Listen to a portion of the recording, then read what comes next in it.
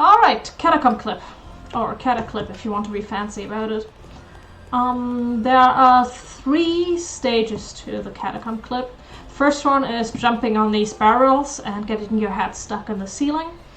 The second one is phasing through the wall and adjusting your position on the fence that also goes through the wall. And the third one is actually performing the jump on getting into the loading zone of the Catacomb. So for step 1, what you want to do is jump on these barrels as close to the fence as possible. And don't stop moving, otherwise you'll drop down. And what I like to do is I sort of adjust myself to like roughly 1/3 of that little triangle. And then I jump twice. I also angled my camera upwards a little because personally I don't like it when it's stuck in the wall, and I feel like the trick is less successful when the camera is inside of the wall. So let's get up here. Jump number 1. One more time. Now we're inside of the wall. This is fairly inconsistent, so if you don't get it first try, try a different angle, or if nothing wants to work, just reload the map. Okay, so now I'm adjusting my camera to an angle where it's like going straight along the fence. And for step 2, what you used to do is you used to tap down. I'm actually going to press both down and right. And I'm not only going to tap it, I'm going to hold it. The reason why I hold it is that if you just tap it, there is a chance that Amy will be placed in a position that the wall doesn't like, and the wall is trying to further push her inside of the house, which results into Amy just dropping down. So in order to prevent that, we're actually going to hold that motion and stop Amy hopefully at a position where she can't stand. Alright, here goes nothing. Down and right. That works too. Yeah, the trick overall in all its steps is very inconsistent, so you need to adjust. If something weird is happening, you just need to be ready for it and just re-attempt.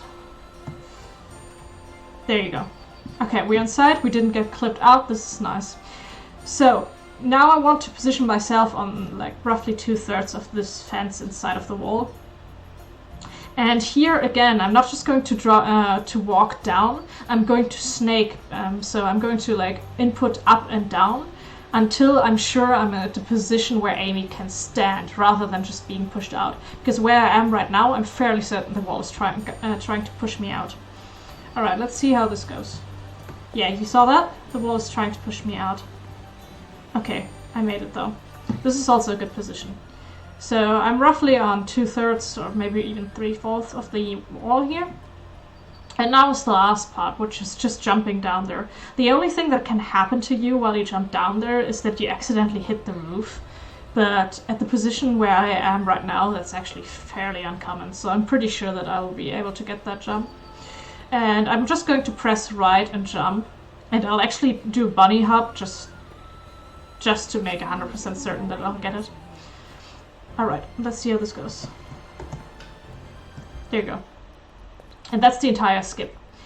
Now, there is a lot of stuff that can go wrong, because the trick is very inconsistent, but in its core it's not too difficult. There is a chance that the elf, this elf to be precise, will be standing here. Will be standing right in front of the barrels. That actually doesn't affect the trick at all. So even if he stands there, you don't need to reload. It's just that you need a little more time to get on the barrels because you can't run. You have to walk because you're in his comfort zone. So yeah, that's the Catacomb skip. Anything else?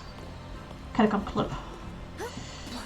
Yeah, you need to sometimes really hard adjust this angle, but in general, if you're in here and then you just press down here, it'll work. It'll work, or you just get clipped somewhere. But in general, you can re-attempt or like start another attempt rather quickly. Let's see if I can get it again. There you go. Cool. Have fun laughing.